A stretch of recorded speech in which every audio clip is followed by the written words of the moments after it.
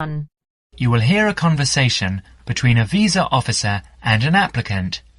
First, you will have some time to read questions 1 to 5.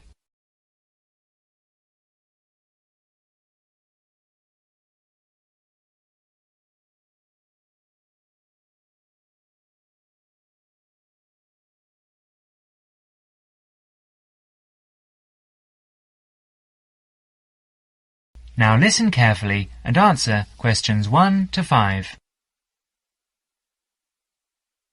Good morning, Visa Office. How can I help you? Good morning. I'd like to apply for a visa to Australia, please. Certainly, sir. I'll just get a form and then I'll need to take some details down. OK, here we go. Right, can I have your name, please? Yes, it's Okamura. Kelly Okamura. And how do you spell that, please? K-E-L-L. No, your family name, please. Oh, sorry. It's O-K-A-M-U-R-A. O-K-A-M-U-R-A. And your address? Apartment 106, Kingston Street, Hawaii. Kingstone Street, Hawaii? Yes, that's correct. So you're an American? Actually, I was born in Japan, but moved to Hawaii 6 years ago. And can I have your age, please, Mr. Okamura? I'm 32.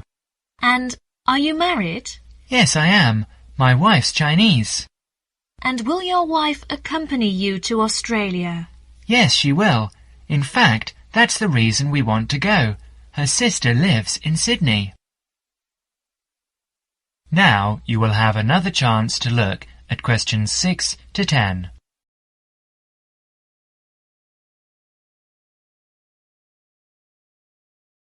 As the conversation continues, answer questions 6 to 10. Do you have any relatives living in Australia? I used to have an uncle, but he died several years ago. Now there's only my sister-in-law and my wife's cousin.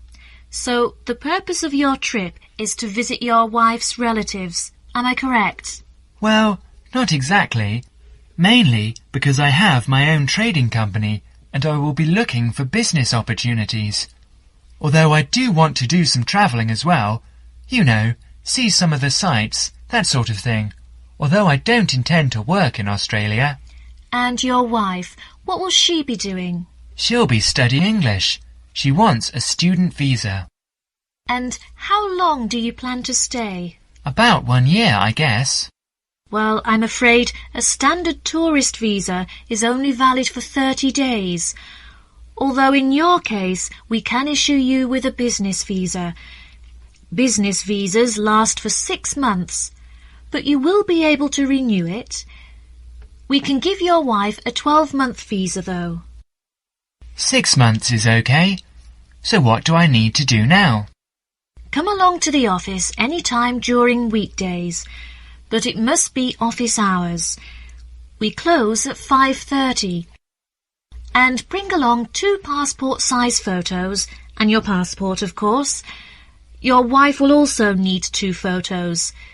So that's 4 passport-size photos in total. Okay.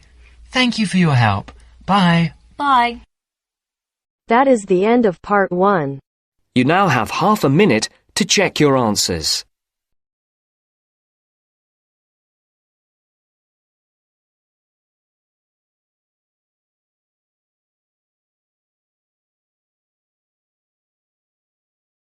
Now turns to part 2. Part 2. You will hear an informative talk given by Michael on how to keep out burglars and keep your home safe. Before you listen, you have a chance to read questions 11 to 20.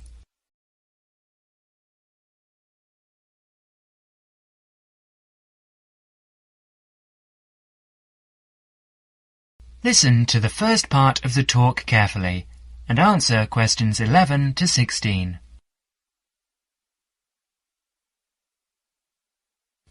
Keep them out. There's no fail-proof way to keep out a burglar, but every little bit of deterrence helps. Even if you can't afford a security system, you can take a few minutes to make your home a little safer. Some relatively simple steps will greatly decrease the odds of a break-in, which means you can enjoy more peace of mind. And isn't that what home is all about?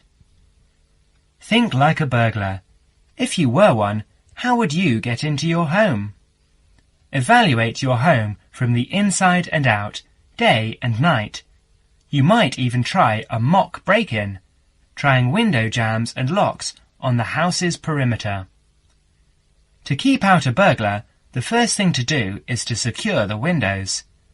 Though windows are relatively easy to break, the loud noise of shattering glass will deter a thief if you're near other houses. Don't leave your windows open during the night, whether you're at home or away.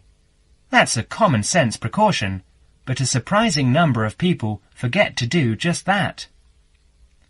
Use a pick-proof locking device for your windows. Make sure the frames are solid. If you're beyond the earshot of your neighbours, they won't hear the glass breaking. Consider installing a plexiglass sheet for the more accessible windows. This will make entry through them more difficult. Your doors should also be secured. If you don't have a peephole, install one in the front door. If you have one, make sure that you and your family are in the habit of using it.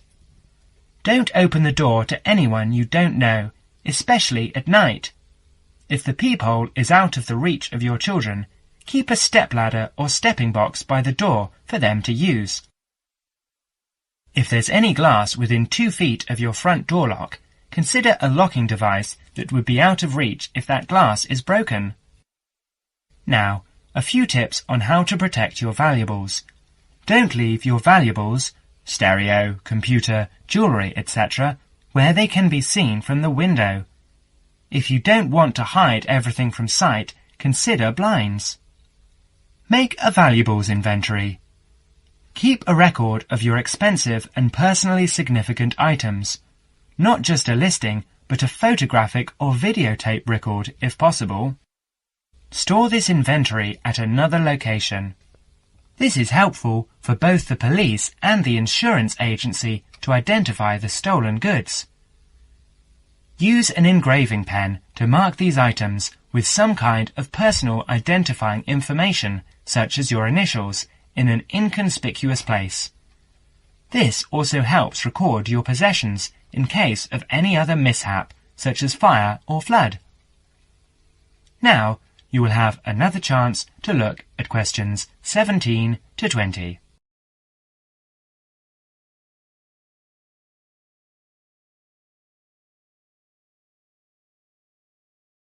As the talk continues, answer questions 17 to 20. Don't stop your security awareness at the outside walls of your house. Your yard areas, if any, also deserve your attention. In general, don't leave anything around the yard that might help a burglar get into your house. Ladders, stackable boxes, or any garden tools should be put away, preferably in a locked cabinet. Install a light in your yard that is sensitive to movement. Place it high and out of reach. Trim hedges or bushes that are near doors or windows. These can be good hiding places. Don't place outdoor furniture tables nearby the house. These could become an easy stepladder to the roof. When you are on vacation, create the occupancy illusion. Maybe you laughed at your mother for leaving the lights on and the radio playing while she left for vacation, but she had the right idea. Those steps aren't quite enough, so try these strategies. Buy electronic timers that turn lights on and off at different times. Hook up a timer to your TV for a few hours each evening. Turn the volumes up too.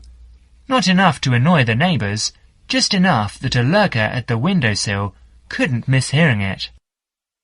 Have your newspaper and mail delivery suspended. If you don't have time to do this, ask a neighbour to pick them up for you.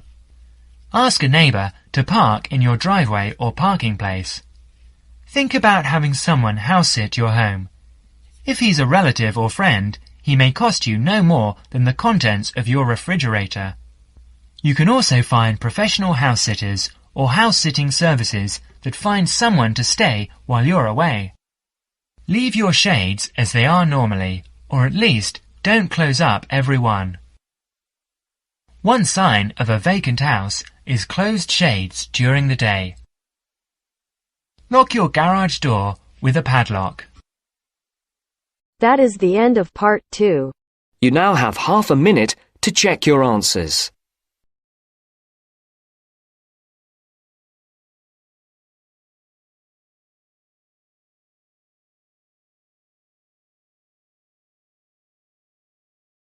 Now turns to part 3. Part 3. In this section, you are going to hear a conversation between Anne and Merton. In the first part of the conversation, they are talking about the commands of training dogs. First look at questions 21 to 25.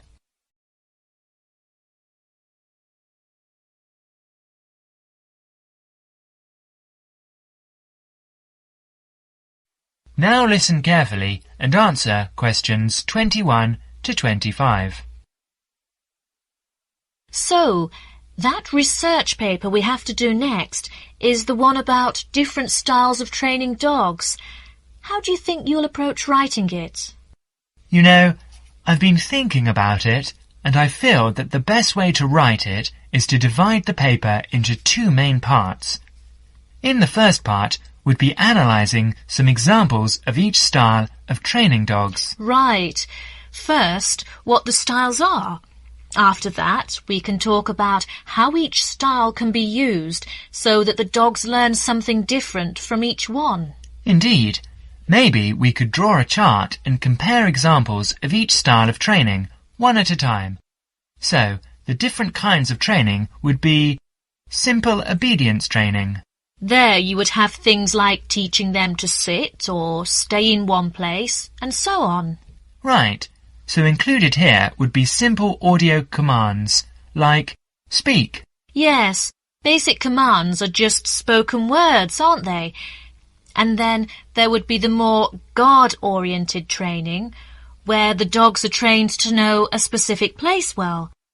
Patrolling and barking are probably the best examples, because most people have seen them in many places, especially in homes. And this would lead us to the attack dog training, which is physical as well as spoken. Training the dog to knock someone down, and even bite if they have to. Right. So there's another category as well. Sniffing dogs, which make up the searching category. I've read that in the UK, every major airport or government building has these dogs to search for all kinds of dangerous items. In the second part of the conversation, Anne and Merton talk about all kinds of training and what kind of dog they are suitable for. You will have another chance to look at questions 26 to 30.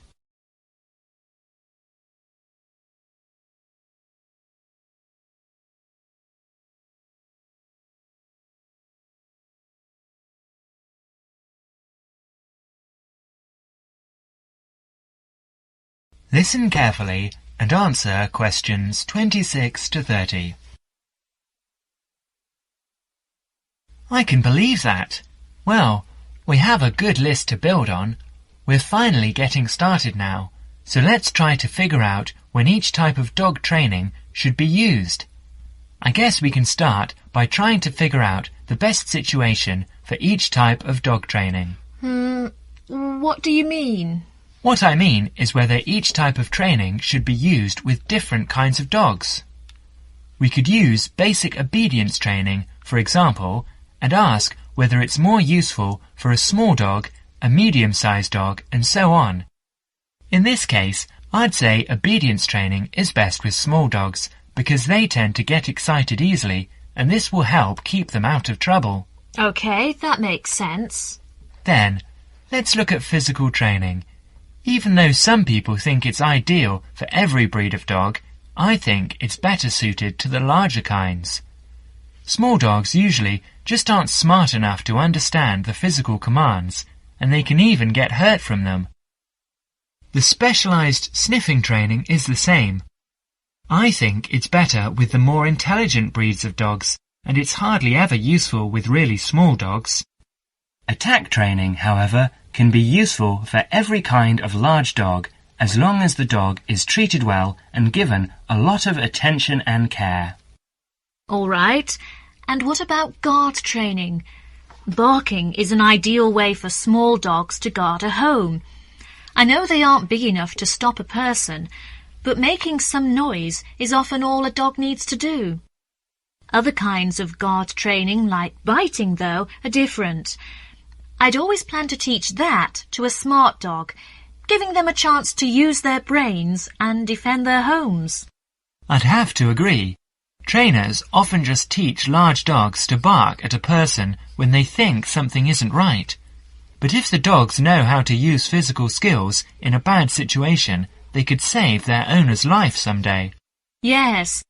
I suppose that different people would have different needs for their pets. Right, and different trainers would recommend different methods for different breeds. That is the end of part 3. You now have half a minute to check your answers.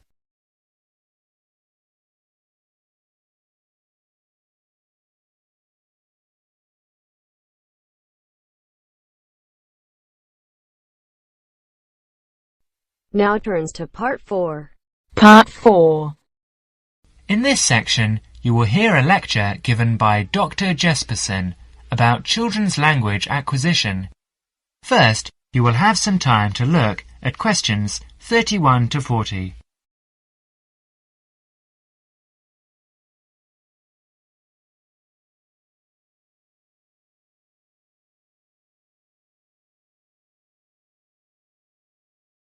Now listen carefully and answer questions 31 to 40.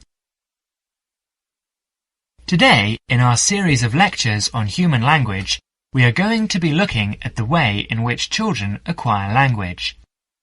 The study of how people learn to speak has proved to be one of the most fascinating, important and complex branches of language study. So let's look at these 3 features in turn. Firstly, why is it fascinating? This stems from the natural interest people take in the developing abilities of young children. People are fascinated by the way in which children learn, particularly their own children. Secondly, it is important to study how we acquire our first language, because the study of child language can lead us to a greater understanding of language as a whole.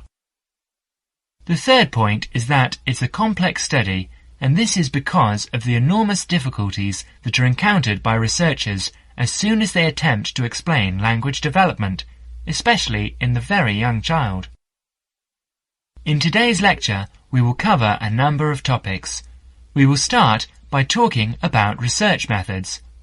There are a number of ways that researchers have investigated children's language, and these include the use of diaries, recordings and tests, and we'll be looking at how researchers make use of these various methods. We will then go on to examine the language learning process, starting with the development of speech in young infants during the first year of life. This is the time associated with the emergence of the skills of speech perception, in other words, an emergence of the child's awareness of his or her own ability to speak. We will continue with our examination of the language learning process, this time by looking at language learning in the older child, that is, in children under 5. As they mature, it is possible to begin analysis in conventional linguistic terms, and so, in our analysis, we will look at phonological, grammatical, and semantic development in preschool children. In the second part of the talk, I would like to review some educational approaches to the question of how linguistic skills can be developed. In other words, how can we assist the young child to learn language skills at school? Initially, we will look at issues that arise in relation to spoken language. We will then look at reading and review a number of approaches that have been proposed in relation to the teaching of reading. Finally, we will conclude today's talk with an account of current thinking about the most neglected area of all, the child's developing awareness of written language. That is the end of part 4. You now have half a minute to check your answers.